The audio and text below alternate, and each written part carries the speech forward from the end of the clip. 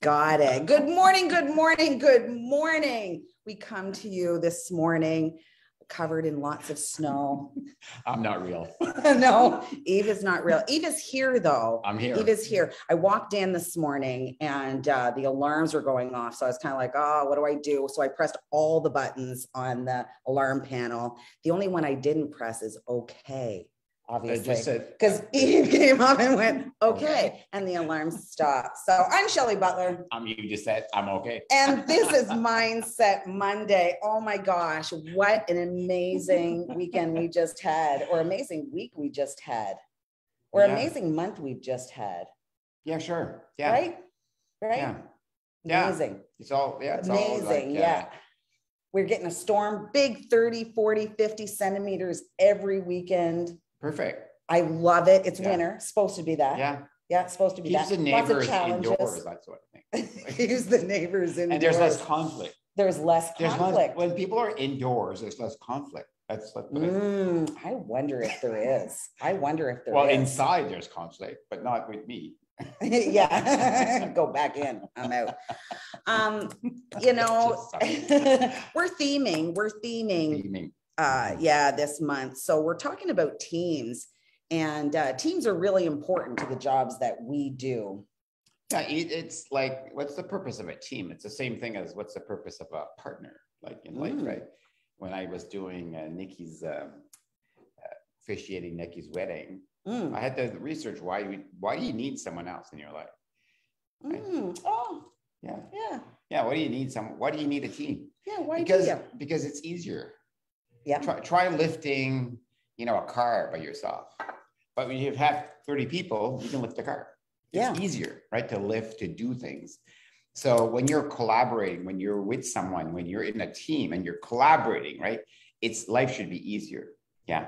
But when you have a conflict, like, one's pushing and I remember this, this guy was trying to hook up a trailer and I was lifting the hitch on my trailer, and the guy in the back, well, he was lifting too. And of course, if you're lifting on wheels, well, like it was pushing down. So I would say, okay, I'm lifting, you push down. And he was like lifting too. Yeah. So we're in a conflict there. Yeah. Yeah, absolutely. Yeah. I have lifted many mattresses with my husband up the stairs. Oh, that's an interesting conflict. Right. And Did you ever laugh at that? It's so funny. Absolutely. So we talk about it now, how even if I have to hold a 2x4, so before I even go in. Oh, you're not holding it right? Right. So I'm going to go in. I go in and I go, okay, we already know I'm not going to hold it right. I'm not going to hold it steady. Yeah. I'm not going to hold it tight enough, or I'm not going to hold it loose enough. So know that before I even begin. Because I'm going to hit you with the 2x4. No, I thought, well, we might as well begin. Just start serving the rules. Let's just. This is my skill set. Let's begin. That's a great way to resolve conflict. Let's begin. Right? When you say this is my skill set, like I'm not a holder of a 2x4. Like I don't do that. I don't. But I'll help you. I can do the best I can. That's a great way to resolve conflict. So consider it. I will hold it too loose, perhaps too tight, not steady enough, too steady. All of those things may happen. We laugh. So good. We laugh, we begin and we laugh. Yeah. But when we have to have those conflicts, when we know that those conflicts perhaps are coming up. Yeah. That's part of our belief. Yes, it is. Yeah. I have no idea whether I'm going to hold it too tight, too loose, right? So I've already done that narrative in my head. I've already explained that narrative in my head. Honey, I'm going to come and help you. He knows that I'm going to come and help. But my belief is I'm not going to hold it tight enough, steady enough. Right. Yeah, but this is the interesting, this is really it's a simple example, right? And I'll bring you another one too with the marriage, which is interesting because we're in conflict with partners. We're in conflict with our teams.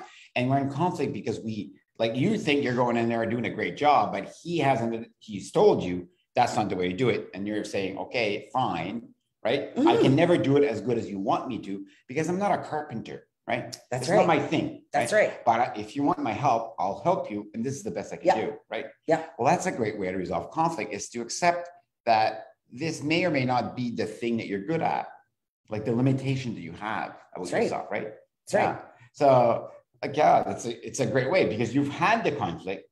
And you said, okay, well, this is the judgment I have against holding a 2x4, right? Yeah. Yeah, which is kind of silly when you think about it, but still, you go in there and say, well, this is my skill set. Do you accept the terms of my help? Yeah, these are the 4 points of the contract. Are you good? Yeah. Are you good for me to Are do you this? good? Yeah. Because I don't want to walk away from here being mad at you. Right. I want to be some help. I want to help. But if I can't, right? Yeah. If I can't be enough of help, well, I'll just watch you do it, or you get somebody else. Most definitely. That's how you resolve a conflict. Yeah. You take responsibility for what you can bring to the table, right? And you said, this is what I can do. Right. So same thing with my wife and I. My wife is a super cleaner. Like, she likes it clean. So when I wash the dishes, it's never clean enough. When I put it in the dishwasher, it's never the right way. So every night we have this little dance. Do you want me to help you with the dishes? And she'll say no. But I always ask, right? Yeah. And she'll say no. Now, what I bring to the table in this conflict is I can cook, and I like to cook. Yeah. So I cook and she cleans. So that's the way you resolve a conflict. You are taking responsibility for what you love to do, right? And you're honest without giving meaning and significance to the fact that you can't hold a 2x4. Absolutely. Like, does it change who you are? No. Right? Does it make you a bad wife? I do not feel less than because I can hold a 2x4. Right, but I don't feel less than because I can't wash the dishes the way she wants me to wash them. Yeah. Right.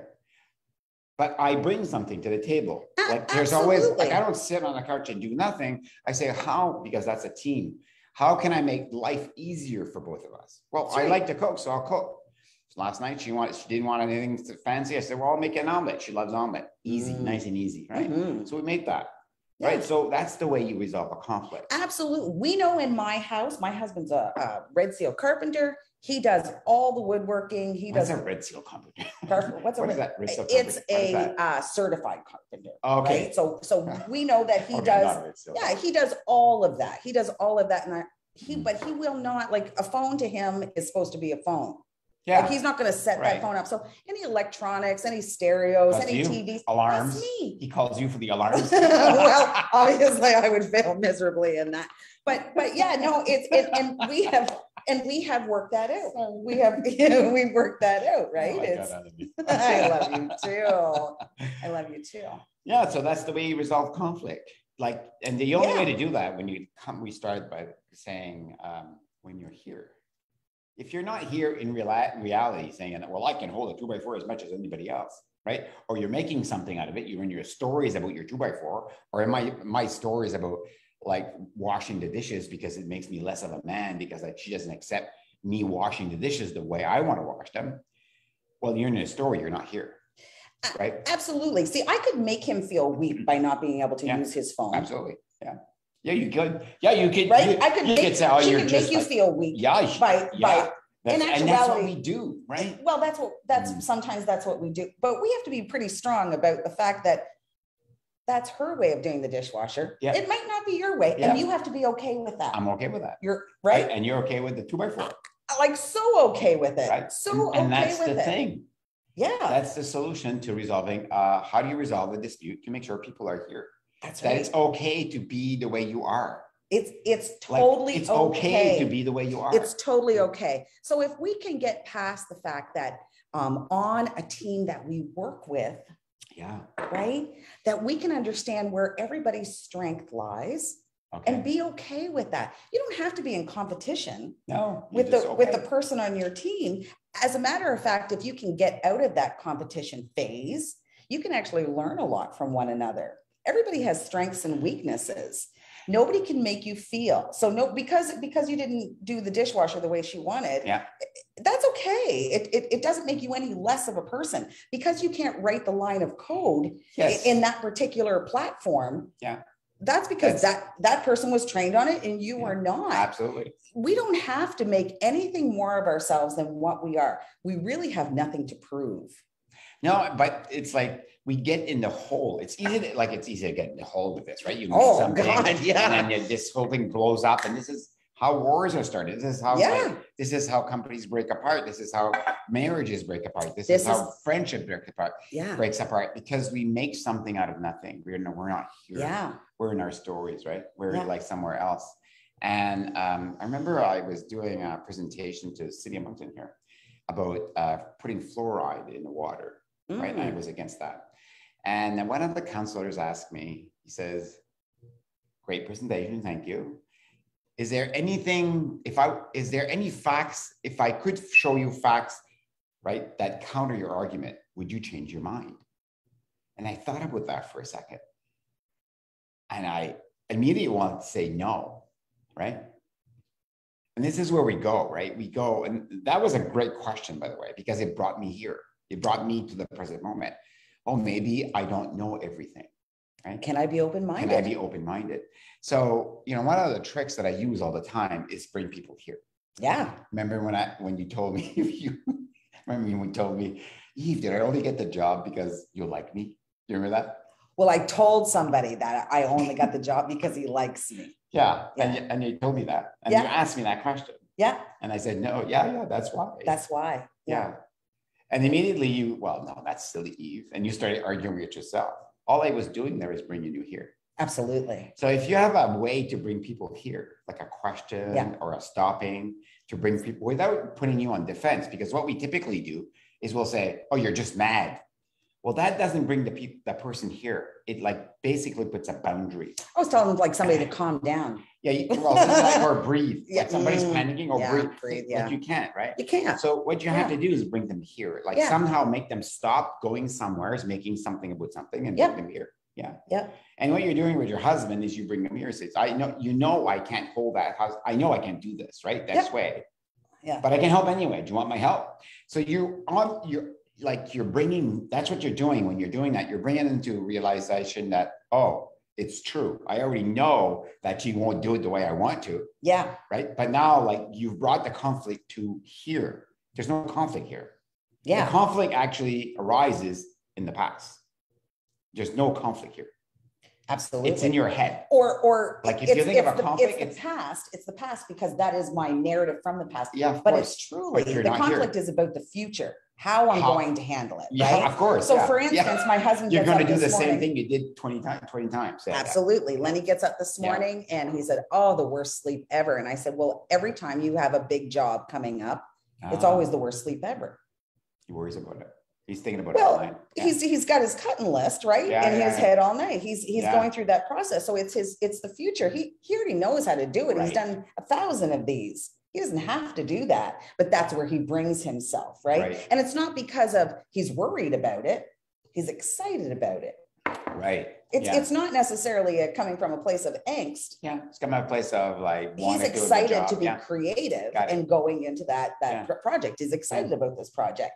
And, but the future keeps them in a state of concern. A state of, So when we think about, when we deeply think about our future, when it's a constant thought process about that next meeting, that's where anxiety lives. Like I've watched you resolve conflicts in the past with teams. I've watched you do this. Yeah. Yep. And you have this way of like bringing people to reality and still love them. You know, I've told you this before. You tell them like what's wrong, but in such a loving way that they don't feel angst. That's what you do, right? Because I truly do love. So I truly do love. I'm not coming from a place of judgment or there's none of that. There's none. It's truly love, and it's when you tell people the truth. Yeah. When you're able to live in the uncomfortable, because sometimes it's very uncomfortable to tell people the truth. But when you come from a place of no past, no future, just this is the truth as I know it. Yeah. So here's my question though. Like a lot of people will take that and I'll tell them the truth. And then this is what you see on like social media, on Karens, like they tell everybody the truth. What's that line? You know what I mean? Like you don't go around telling everybody the truth. Like where is that line for you? Because you're not a Karen. You're like, I use the word Karen because that's what they use on social media. I don't want to be derogatory Karens. Yeah, only when it matters. Only when it matters to us or the team. Like I'm not going to go up when it's your business. When it's my business, I'm not going to go up to somebody and go, a complete stranger and say, listen, I don't like how you're ponytailed or treating. I don't like how you're treating that cashier, or I do not put myself in conflict. There's enough conflict in this world that I do not put myself in conflict. If it is my business. But I've seen you, like, I remember we were in an airport one day and this woman was crying. Yeah. She was having a hard time. I forget what it was. And you immediately went. She couldn't make it to her daughter or to her granddaughter's first birthday. Yeah. So what's the difference between the two things? Like for you, like that wasn't a conflict, but she was in conflict. So, well, I mean, she'd come bawling crying. She'd come bawling crying in the airport. You know what I mean? And yeah, absolutely. Eve and I were in my new word, deep conversation. Bawling crying. Well, she was like totally, absolutely upset. And so I was concerned. I had concern. But so you right in there. I did go right in there. That was, and I do for some, if there is an emotional. That was a like act of courage versus like there's a I didn't even think about it though. Okay, I didn't even think about it though. Just like a well, because I guess if I see somebody in emotional turmoil, for some reason, I think that I can help. Okay. When I see somebody in conflict, like an anger conflict, my energy, I swear to God, that sucks my energy. So I have to protect my energy for all I am worth. I will defend somebody if I feel like they you know, that they need defending, but I really truly believe in people. And I think that most people can stick up for themselves. That particular woman was all alone. And that's what I felt from her. I felt her energy of all aloneness. Now, in actuality, you know, that 1-year-old is never going to remember that Nanny wasn't there. Nanny being there the next day was going to be fine. And we got her there, right? I was able to get her to calm down. But in the moment, she was angry at every airline pilot, she was angry at everybody. And that's where your mind goes, right? That's why anger is like, when you're angry at someone, there's somebody angry at you. When somebody's angry at you, it has nothing to do with you.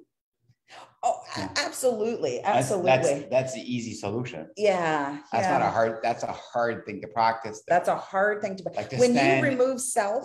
To stand in front of somebody yelling, like I've done this, right? Me too. Like to stand in front of somebody who's yelling at you and calling you names and like accusing you of all things. And as a leader, the practice is to stand there. And if you see like great people like Oprah, like I love her, right? And Obama, like these people, they just stand there. Just, okay, good. Yeah. And they may respond, but the way they do it is so calm and so peaceful. Absolutely. It's the protection of the energy. It is so important to protect your energy. Do not allow somebody to dim your light. Yeah. So that doesn't mean, like for me, when somebody attacks me, I just look at, am I reacting? If I'm not reacting, you're not dimming my light. That's right. I'm just letting you go. It's like, that's right. It's just like what's happening to you right now really has nothing to do with me. Yeah. You may think it has everything to do with me. Yeah. And I get that. And I'm able to stand in that. I absolutely can, but I will never allow anybody to dim my energy again. So I've lived through a lot of angst. My father was my father would beat me. Right. Really? I mean, terrible. And then once I went from the beatings, physical, broke my ribs and really? Terrible stuff. World. And then I went from that flame into the sexual abuse fire with my brother-in-law. Right. So in my younger days, your brother-in-law? Yeah, it was my brother-in-law who sexually abused me. So you know, I lived through a lot of turmoil in my younger days, and I could have been angry at the world, and I think I was for a little while, probably a long while, and I blamed a lot of people, including my mom. About my demise. So it's really, really important that we find tools to get us past the anger that we feel or the angst that we feel inside. All that truly is somebody taking away your energy, and you're allowing them to have that power. You're allowing them. Nobody can take that away from you, right? So the Randy Bantings of the world are not going to take away my power. Right. Ever again. My dad has passed. So, I won't allow that to happen anymore. You know, I won't allow that to happen anymore. Yeah. You know, one of the things, I just want to see the time here because it flies by all the time. What time is it? 9:51. Oh, we're still got lots of time. I know. Lots of time. And see, when I expand it to the window, I can't say, oh, there's the time. Okay. And yeah, that's interesting. So conflict is like, it's a hard thing to resolve, right? Especially if you're the conflict. Like if you're the third party looking at the conflict, it's a little easier. But, you know, the masters of the world, like I'm going to say the side gurus of the world, like, or the Deepak Chopra or the Eckhart Tolle or the like Oprah Winfrey, like these people, like they're master at that. Like they're Olympians of conflict. Absolutely. Well, they can stay mad or they can get on with it. Yeah, yeah. Right. So understand, if you're angry, if you have can't get on with it. You can't get on with it, right? You're stuck in that feelings of demise, right? Poor me, the brokenness of it all, right? Yeah. So I could have stayed there for a really long time, or I could get on with it. Yeah, just get on with it. Right. Yeah. So we decide as human beings, and not a lot of people want to hear this. They do not want to hear these words. I can tell you right now. But if you feel any kind of like, ooh, that person, if they hadn't have done that, you know, if this world wasn't like this, if that person hadn't have done that to me. I remember there was a conflict. I got to this place, and it was the nth time this happened to this person, right? It was like a repeating theme. So she wanted me to get into this discussion with her, right? And I just looked at it and said, interesting how it continuously happens to you. And immediately she stopped and said, what do you mean? I said, well, this is not the first time I've heard the story. Like, you know, common denominator. Like you keep telling me the same story in different ways. So it's the same story.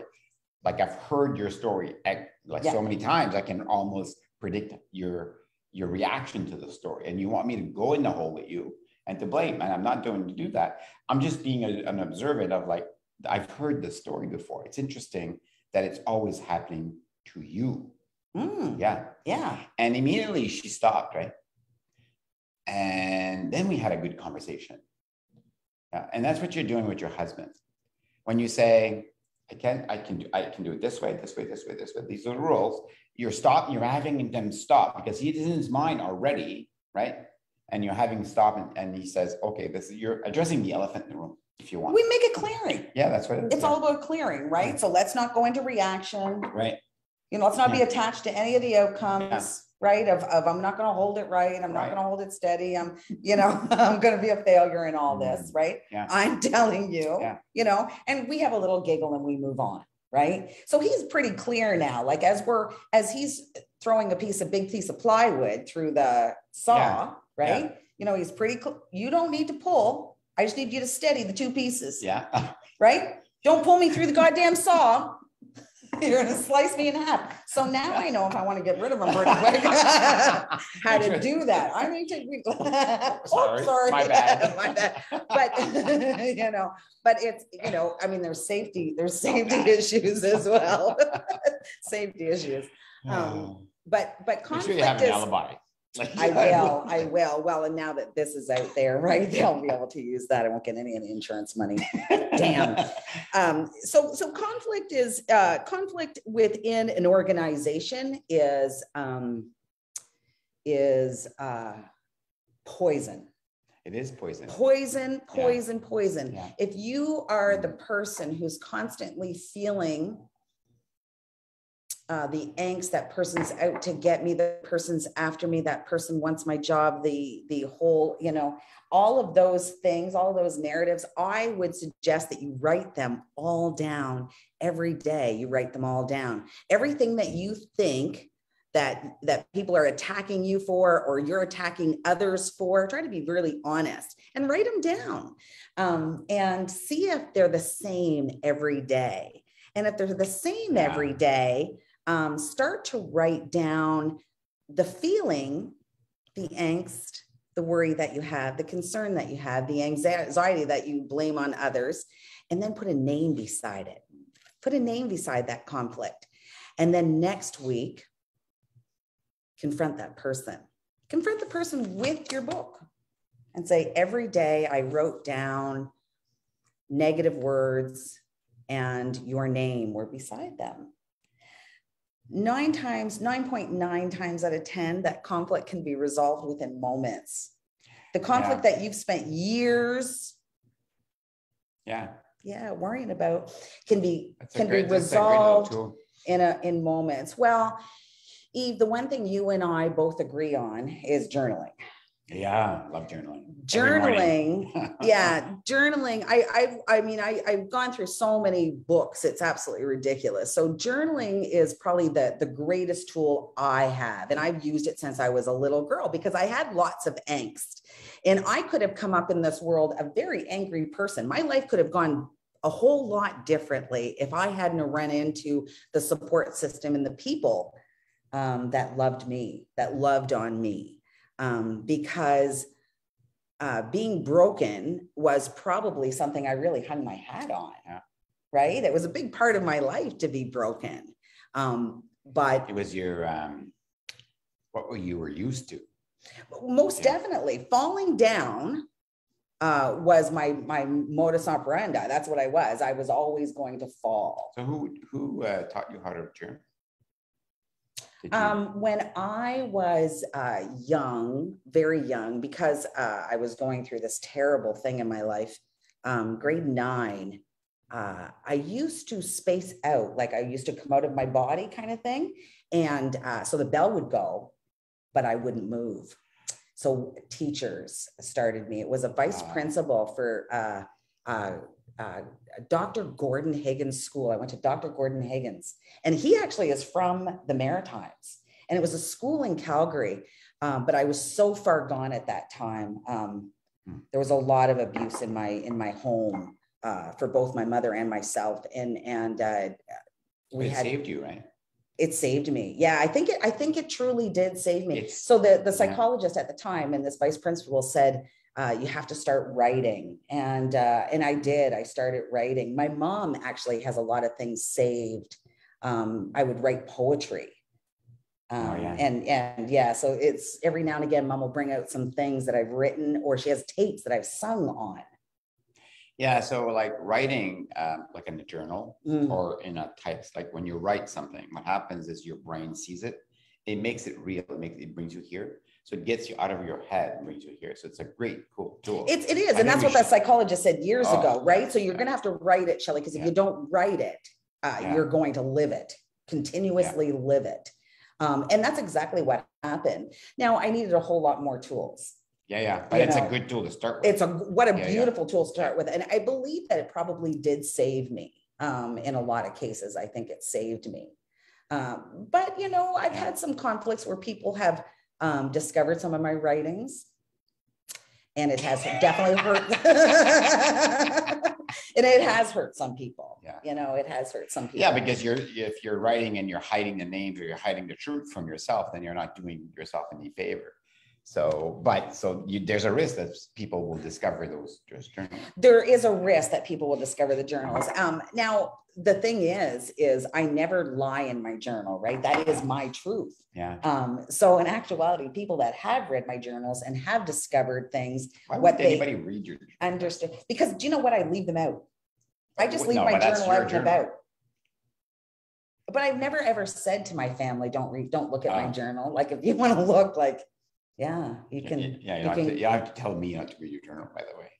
But anyway, I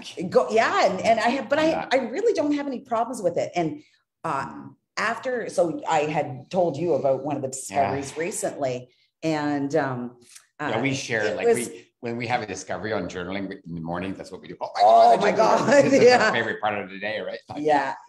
Or we remind each other like it's time to go journal and reflect on that a little bit. That was right? My Saturday. I had a terrible Friday.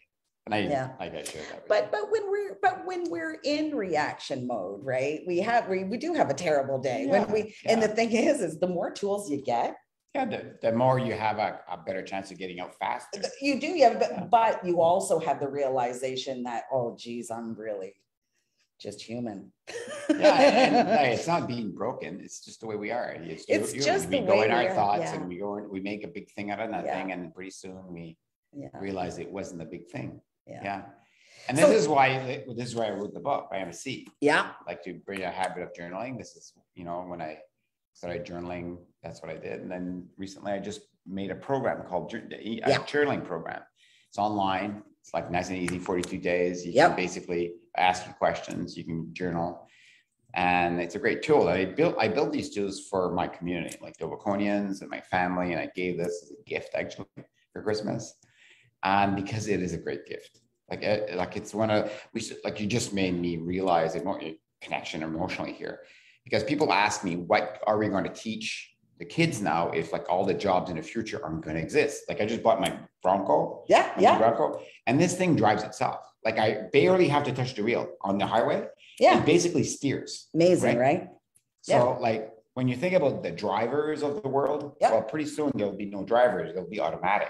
Right? Well, look at how many people in their Teslas are getting pulled over for sleeping on the way to work. Really? For sleeping on the way to work. Like somebody's recording them and they're like having a snooze on the 401. You get it? Really?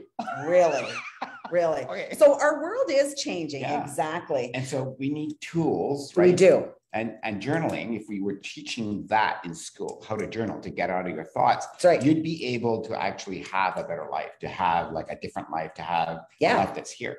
Yeah. And be part of a team to build things, to do things, to cut 2x4s, and not make a big thing out of it. Exactly. So let me suggest to you, our theme this morning was how to resolve team conflict. And let me suggest to you that there is no such thing as team conflict. There's personal conflict. And you can bring it to your team, or you can decide to fix yourself. You can decide to preserve your energy. You can decide that I'm no longer going to give my power away. Do you know where the word communication comes from? Latin from communicate. Actually, it's Latin from make comment, to make comment. Oh. Right. So the word communication, when you're communicating with someone, it's not to argue. It's to find something that's common. That's when you're communicating. Yeah, I believe that. And that's what you're doing with your husband. You're saying, well, this is where we are. You're bringing it down to a level that you can actually be with him, right? Yeah. Like you're not a red seal. Like, you're over there. Yeah. Like you're saying, I'm over here. Can you meet me here? And is that okay? You're bringing it to a common space. That's right.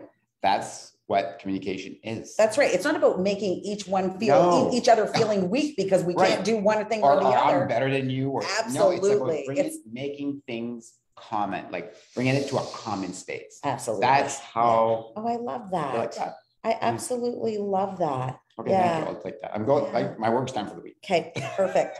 Sharing in our truth. Sharing in your truth will always give you social connection. If you are finding yourself in angst, if your team is in conflict, consider that you may be in conflict and have that open dialogue. Oh my God, yeah, that's so true. And have that open dialogue. Just write it in a journal how conflicted you are, and you'll see that you are in conflict. That's right. Yeah. Yeah. And if you want some help on journaling, reach out. We're here. Yeah. So journaling program, we have a beautiful product called Show Up that will allow you to see what's going on within your teams. And we're here to help anytime. I'm Shelley Butler. I'm Yves Doucet. And this is Mindset Monday. See you next Monday. Mwah. Love you. Get your workout in.